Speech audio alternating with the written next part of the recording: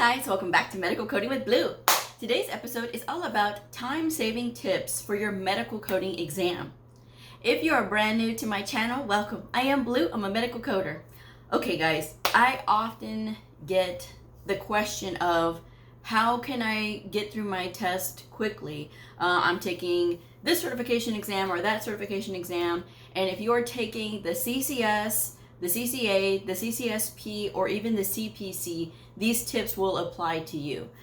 Roughly with AHIMA, their questions are about 2 minutes a piece that you get when you're in the test exam setting. With AAPC, it's a little bit longer. It's like 2 minutes, 40 seconds per question. So with this in mind, you can kind of gauge your time as you're going through your exam. I was asked by a viewer this question: can you please make a video discussing process of elimination when it comes to taking the exam? Do you think that the process of elimination is helpful? Here's the thing, I will say this: process of elimination will only get you so far in the exam. So what is process of elimination? If you don't know, process of elimination is literally eliminating, if you have a multiple choice question, eliminating the two answers that you know do not make sense, that you know are absolutely just not in the ballpark of where you need to be. So you take those out. Well, that's going to leave you with two answers that will be, there's going to be something that's going to differentiate between the two, obviously being different answers, and it's closely related to maybe this is the answer, maybe this one is the answer. So now you have to pick between two instead of picking between four. Well, I'm not going to really go into the process of like giving an example of what it is like, because if you've been doing your studies, this will come naturally to you. However, I will say this: it's only going to get you so far, and it's making your best guess is honestly what it is. If you depend on this so much during your exam, like if you have no idea what the answer is, so you're going to go do process of elimination because now you're trying to guess instead of, well, I need to do process of elimination to narrow down what I have left, and then I can use these two to find the answer, versus, oh, I'm going to narrow it down to two and then just pick one. If you're doing that, you're not ready to take the exam. And basically you're just guessing your way through the exam, which is a no-go. Because even though you pass this exam, this is the thing that I hope you all hear me when I say this. If you are doing that and you're just trying to pass the exam just so you get the credential, guess what happens? When you get into the real world and you start applying for these jobs, you are going to be tested from these employers because they need to know that you have the competence and the understanding to be able to pass these tests so that you can be a productive medical coder for their facility. If you cannot pass these tests, you will not get a call back. And that's a lot of where these people that are complaining that they can't get a job, that's where they're stuck, is that they can't pass. Well, Blue, I passed my test about a year ago. I've been applying and now I got a call back and now they're not calling me. They gave me a test and I didn't do so well. Okay, have you been studying? Well, no. You need to keep studying because it's not something that's gonna like, oh, once you have your credential, you're magically gonna have all these doors open for you. No, this is the beginning of your journey. So just keep this in mind. Don't depend on process of elimination to get you through the whole exam. To guess, use process of elimination to narrow down what, okay, is these going to be possibly between these two answers, and then pick your answer and move on. That's the best way to do it. Because again, if you're trying to wing your way and guess your way through an exam, you're not doing yourself or anyone else any favors by doing that. A lot of people get into these exams ill-prepared because they didn't study, and sometimes they will try to blame their whoever was teaching them, the school or maybe an instructor class that they're going through. It's not their fault. It is your responsibility to learn this stuff. Well, Blue, they promised me. Promises are broken all the time, and unfortunately that happens to a lot of medical coding students. So this is why I tell you guys that you have to take back your power, and you have to be able to say, okay, I didn't have a greatest experience with this, but I'm not going to give up on my goal of getting this certification, I'm going to understand what I'm doing. It takes me taking the responsibility to understand what I'm doing. And if I don't understand, I'm going to find other resources, because I've done many videos before where what to do if you're not learning from your medical coding program. And I tell you in that video, tell you guys in the video that you need to take back your control of what you're trying to learn. Find a mentor or find a tutor, one of the two. Don't depend on these Facebook medical coding groups, because a lot of times they are filled with vipers.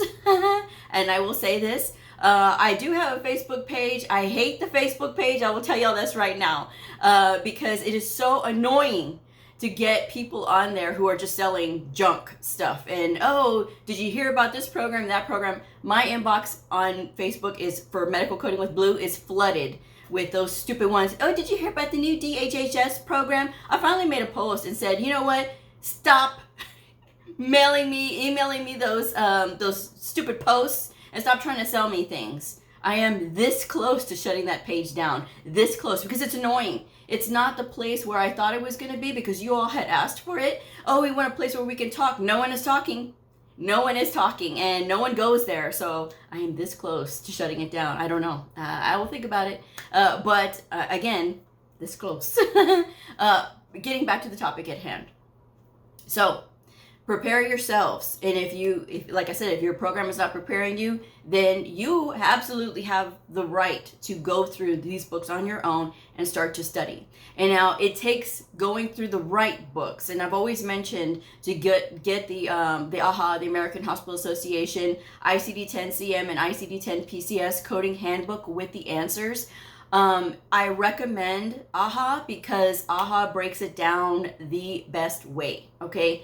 It's so good and so upfront with the way that they break it down. I prefer that one. I do not like Bucks. Please don't ask me about Bucks, because I do not like Bucks. I do not like the way that it is set up. So when it comes to studying on your own, or even studying for practicing for the exam, AHA is the way to go if you're going to practice. And even if you're not taking an inpatient coding exam, so you don't need the PCS portion, that book still covers diagnosis coding. And a lot of people struggle with diagnosis coding. Again, AHA is the best way to go. And that link is in the description box below. So that's the first thing, is that don't depend on process of elimination, because you should already know and navigate your way around these books so that you can spot, okay, I know that this 20,000 code is in the musculoskeletal range, so I'm not going to use this one if they're talking about a skin procedure, which is in the 10,000 range. So being able to spot those things right away is going to eliminate a lot of that going back and forth in your book and not really knowing where to go. So that is one tip there, okay? The other tip is know your way around the books. I talk about this all the time and people still don't listen. Blue, well, what do I do?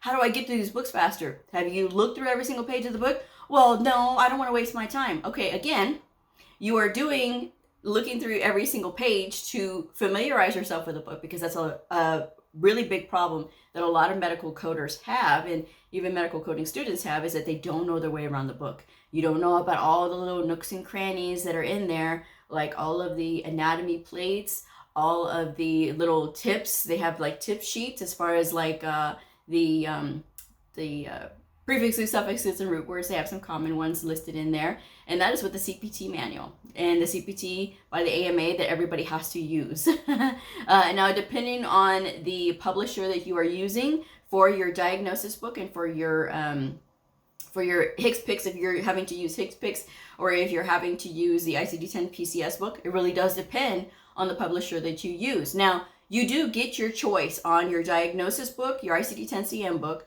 the HCPCS book, if you have to have that one, or your ICD-10 PCS book. You do have your choice. The associations have their approved list of approved publishers that are okay. Everybody has to have the same CPT book, though, by the AMA. But when it comes to the diagnosis book and the inpatient procedures book and the HCPCS book, I always recommend Optum 360. This is not an ad for Optum 360, but you guys know that I love them. And I love them for a reason. You know, they have examples in the book. At the beginning of every single chapter in the ICD-10-CM book, Optum has an example of how those diagnosis codes in that section apply. So, and it gives a rationale. So if you are kind of stuck and you don't really know, that Optum 360 book is the way to go. So you can go to optum360coding.com, set up your account. It's just so that you can log in, and everybody does it. And then you can go on there and get your books. They are on sale. You can go to Best Deals when you are there, medical coding specialty, and then you'll see Best Deals. And then you can go there and you can see the price and the sale. Don't write me telling me that Blue, they're not on sale, because yes, they are. So just make sure that you navigate that website and find that, so that way you can order your books through there if that's who you want to get your books through. Some people say, well, I'm using this other publisher, that other publisher. I can't vouch for those other publishers, but I have seen that a lot of times when I'm doing my tutoring sessions, that what I have in my book, the other person does not have. And they're like, wow, I didn't know that. Well, again, the tools that you use really do make a difference when you are trying to look up codes. And because we are all using the book.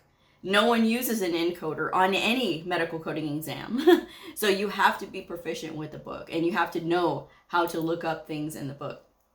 So that is the other tip that I have. The final tip that I will go through is this: timing. If you have not been working on timing, that is where, you can get messed up. Again, if you're with AAPC, you get 2 minutes, 40 seconds, I believe, for every question, because it's 100 questions and it's a 4-hour exam. With AHIMA, you have 4 hours, right? If you're taking the CCS or the CCSP, you get 4 hours. With the CCA, you get 2 hours, okay? And so it's roughly about 2 minutes per question on these tests anyway. So you have to make sure that you're getting through at a fairly good pace. Because again, if you're not, you're going to run out of time, and that's it.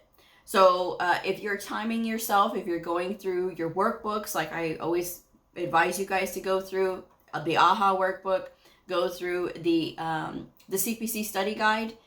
Even if you're taking an AHIMA exam, go through the CPC study guide, because again, that CPC book is covering all of the CPT manual. So with that, that's going to be a very good practice. There's a few questions that I didn't agree with AAPC's answers, but that's okay, because for the most part, it's right on. And like I said, it's the best one that I have found so far that is really good at explaining the CPT book. So again, I mean, if you want to go with Bucks, it's totally fine. But again, I don't recommend that.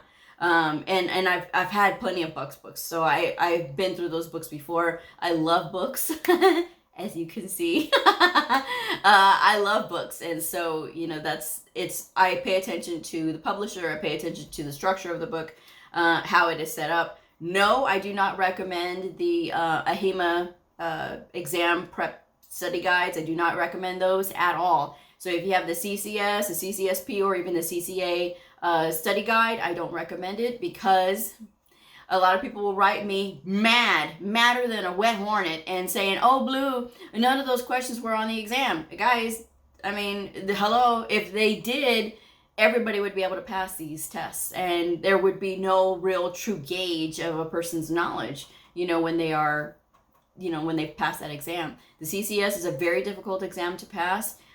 For those who pass it on the first try, that is pretty incredible, because, it says a lot. That is the one credential that says you have mastered inpatient and outpatient medical coding. You don't have to have a bunch of other credentials to say that you've mastered anything. That's the one.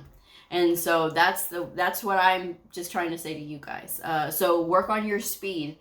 Take the time to set up yourself in a practice mock setup with no distractions, no phone.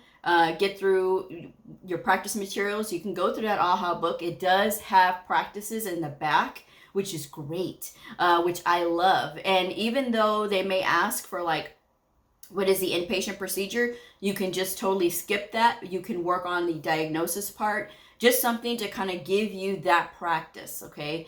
So again, if you're not taking the inpatient portion, you can just still work with the diagnosis part because it's just as good. And just kind of getting that practice. Read your coding guidelines. I can't stress this enough. People still don't listen, but that's okay because I'm going to keep harping on it. Read the coding guidelines. Read them, read them, read them. Now, I will probably do another video about like other study tips, right? But here's the thing. If you're watching my videos and you see that I suggest a book and you always hear me say, look at these books from cover to cover, it is not a waste of your time. What wastes time is when you sit there and you question, why do you have to do this? I don't answer those comments anymore. Why do I have to do this? I'm not answering.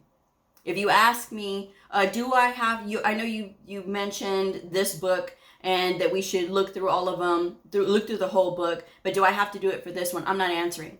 Because guys, again, it is to your benefit that you look through these books to get all of the information that you possibly can. Is it all going to stick? No. But what is going to happen is it's going to expose your brain to a lot of information. And your brain is going to be able to recall this whether you know it or not. The more you repeat, the more your brain is going to be like, okay, this is familiar. We've seen this before. Okay, we can go ahead and look at this again. Okay, we're looking at this again. I remember this. I remember this. The more you do this, the more you will, okay, you'll have that good understanding. So when you're asked about it, you're not going to be a deer in the headlights. You're going to have a full understanding. So if you don't like my approach to studying, that is on you. I am a veteran medical coder with nearly 15 years. I'm 14 right now, but nearly 15 years of experience. And I have been a studier. I have been a reader. I have done a lot of things. I have this beautiful YouTube channel that is growing, and we are almost at 18,000. I am very excited. This is organic growth too. I don't have to boost nothing, okay? You all come here and subscribe because you want to. And so, you know, if you do, I so appreciate it, because the more you do, the more YouTube uses this to push it out in their beautiful algorithm. And so that way it reaches more people. I have had many people who tell me, Blue, you just popped up on my feed one day. And now, oh, thank goodness, because I get it now. I get what you're saying. With that in mind, guys, you know, you have to listen to people who have been there, done that, okay? Who are trying to help you in a way that is positive. I know that a lot of these things are stressful. It is hard to learn sometimes, and then especially if you're the only one that's learning, right? You're the only one that's going through this right now. None of your friends are. You don't know anybody else, and you kind of look on YouTube to see what you got out there. I know, but again, this is what we do. And as medical coders, even when you get into the real world and you're in your job, you're going to find that you are going to be on an island a lot yourself, because some of your peers may not know. And some of your peers who have had experience may also not know either, because sometimes they are stuck in only one clinic, or they've limited themselves in growth. So they only want to, you know, stay with certain things. Me, I have been everywhere.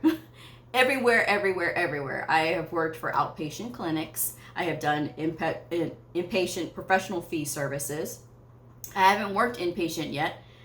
However, I do have the CCS credential, so I have mastered how to code for inpatient, as far as like in the hospital with PCS and all the good stuff. But I haven't practically applied that knowledge. So, you know, there's a difference there. But I would listen to a veteran inpatient coder who was trying to help me. So again, if you're trying to take these exams, you have no idea where to start, stop questioning when I'm recommending these things to you guys, because there is no point in asking why. Just do. It's going to save you time. It's going to save you energy. And when you start to incorporate these things into your study, then you're going to start to see, oh yeah, now what she says makes sense. It makes sense, because if you do it, yes, and I get it, everybody learns differently, which is why I have told you guys to put things around where you could see, so that you can constantly have that stimulus in your mind of anatomy, of medical terminology. If you're putting these things up where you can see them in your study area, it's going to commit better to memory. When you are reading your coding guidelines, it's going to make you a faster reader, because again, 2 minutes, if you're taking a AHIMA exam, average 2 minutes per question. 2 minutes 40 seconds for those that are taking the AAPC exam, the CPC. So again, you have to get fast at reading and go with your first instinct. I shouldn't have to say this, but a lot of people will go against themselves, sit there and in their head and argue and be like, no, it's this one, no, it's this one. You don't have to get every single question right. You have to get a lot of them right, but you don't have to, get hung up on one question. It's not worth it, guys. It's not worth it to get hung up on one question. So if you are taking your exam, I'm going to end this now. If you are taking your exam soon, just keep all of these things in mind. And if you are studying out there, if you're going to be taking your exam sometime within the next few months, and you're like, where do I start? Where do I go? This is the thing that I'm telling you guys. It's meant to help you. It's not meant to, waste your time or anything. The thing that wastes time, believe it or not, is that freaking tabbing and writing in your book, highlighting in your book where it's all cluttered and you can't see nothing, and I'm looking at this page, I don't know what I was thinking when I did all of these things. If you're taking an AHIMA exam, you got to be very careful about those tabs. Those tabs can only be on the book that it came with, right? So the AMA book, the CPT manual, comes with its own tabs. So yes, you can use those. Optum has their little folder looking things that it's like the little things that go in between the chapters. I don't like those. They get in my way. And if you're using your book, they're going to get in your way too, and you're going to understand what I mean. AAPC, y'all love y'all's tabbing, y'all love y'all's highlighting and writing. To me, that's just too much kerfuffle, and it's too much when you are in that exam, okay?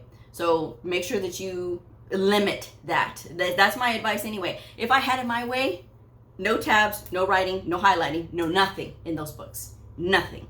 Because you don't know what's going to be on that test. That's just me. That's what I would do. And for those of you that try to come at me and say, well, it's because you had experience. No, sir, no, ma'am. When I started, AHIMA was very particular about their writing and highlighting in the book. And you could not. Even if the tabs came with the book, you still could not. And so that's how I learned. That was how I was able to learn, and I was okay. I passed on the first try when there was 34 other people in my class who did not pass. So on their first try, I'm the only one who passed on my first try because, again, I got so familiar with the book. I was going through and doing all those things. So that is my advice there. But that's my advice on getting through the exam quickly. Just keep your head down. Make sure that you're focused on your exam. Don't let other noises distract you either, okay? Because when you do, you're not really focused on what you got to do. If you're really focused on what you got to do, you're not going to listen to anything or anybody else. I've done that. I've been so involved in a conversation with somebody that I had somebody saying, Blue, I did not even hear them, and they were like right there next to my ear. And it wasn't until I got tapped on the shoulder, hey girl, oh, sorry. Because I'm focused on this conversation that I'm having with this person. And that's when I get into focus and concentration, that's it. And if you are really goal oriented and this is what you want, that's the way you'll be. And when you have that lock on that attention with those tests, that's the best thing for you. It's just my advice anyway. So I'm going to wrap this one up. Thank you guys so much for joining me. Hit that like button because, like, subscribe, and share. That's what YouTube likes. And I'll see y'all next time. Bye.